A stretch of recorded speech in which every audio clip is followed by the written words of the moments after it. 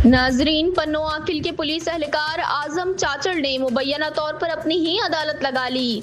इल्जाम है कि वो पन्नो आकिल से गोटकी जाकर टिकटॉकर नसीर चाचड़ के बाल काट कर उसे सरेआम जलील करते रहे, जिसकी वीडियो भी खुद बनाकर सोशल मीडिया पर वायरल की गई और इस वाकये का वीडियो पैगाम के जरिए एतराफ भी किया।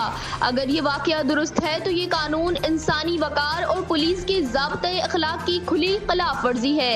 पुलिस का काम कानून पर अमल दरामद करना है, ना कि लोगों की तजलील करना या खुद फैसले सुनाना। सोशल मीडिया पर अवाम का मुतल्लिका हुकाम से मुतालबा है कि इस वाक़ये की गैर जानिबदाराना तहकीकात की जाएं और ऐसे वाक़यात को रोकने के लिए मौसर इक़दामात उठाए जाएं। अस्सलाम वालेकुम दोस्तों, आज़म चाचड़ ॻाल्हाईं थो पियो। असांजो कंहिं बि जहिड़े सां लुड़ सां फसाद सां वाबस्तो न हूंदो आहे। जीअं चवण जो मक़सदु हुयो त जीअं नसीर चाचड़ वीडियो रखणु शुरू कया, हाणे उनजो त सिस्टम इहो आहे, जंहिं जॻह ते वञे पियो जिथे दावत खाई मोटी अचे पियो त उन्हनि जी गिला करणु या उनजो वीडियो रखणु।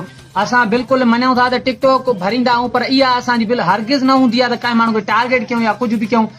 हाणे ॻाल्हि इहा छा अची बीठी त तूं चनन जी ID ते जियो छो लिखियो, जंहिं वजह जे करे कल्ह खां वठी हुन मूंखे तमामु घणो ॻाल्हायो, तमामु घणो जेको आहे सो इंसल्ट कई मुंहिंजी, त जेको आहे सो टोपी न पाए त तूं हीअं लॻंदो आहे। एॾा गुथा अल्फाज़ ॻाल्हाया अथई जंहिंजो को अंदाज़ो बि कोन हो।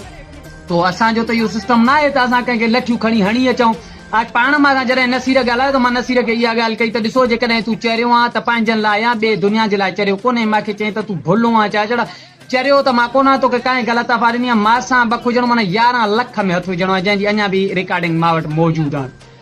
तो मां चयो त ओके आहे बाबा। जॾहिं मां इसरार सां ॻाल्हायो त इसरार भाई इहा ॻाल्हि कई त बिल्कुलु मां हिन मौज़ू ते इन सां ॻाल्हायां थो। 2 दफ़ा मां इसरार ॾे कॉल कई, आख़िरकार इसरार इहा ॻाल्हि कई त बाबा एॾा चरिया नी जंहिंजो को अंदाज़ो बि कोन्हे। सम्झां थो त इन जो सिर्फ़ु हिकु हल्को हथु रखी आहे वहां से, बाक़ी मां सम्झां थो त इहो अञा ज़रूरत घणे जी लाइक़ु हुयो, पर मां इन जो हल्को हथु रखी आहियां। तो जेके वीडियो हुया उहे बि सभिनी दोस्तनि जे साम्हूं रखिया नी। वॾी महिरबानी सभिनी पहिरियां दादा मुंहिंजी इहो मुतलबु आहे, बराए महिरबानी जिते वीडियो हले थो ऐं शेयर कयो। इंसाफ़ जी उमेद आहे, तव्हां में इंसाफ़ ॾियो। पंहिंजो सरदार पप्पू खान ताईं बि अपील आहे, जेके ॾिसंदा SP DSP जेके बि आहिनि पीरी प्यारा, मां भॼी पिया जंगल भॼी पिया। हाणे छा मुतालबा आहे तुंहिंजो? मुतालबो इहो आहे, हाणे इंसाफ़ जी उमेद आहे। इंसाफ़ न मिलियो त पोइ हाणे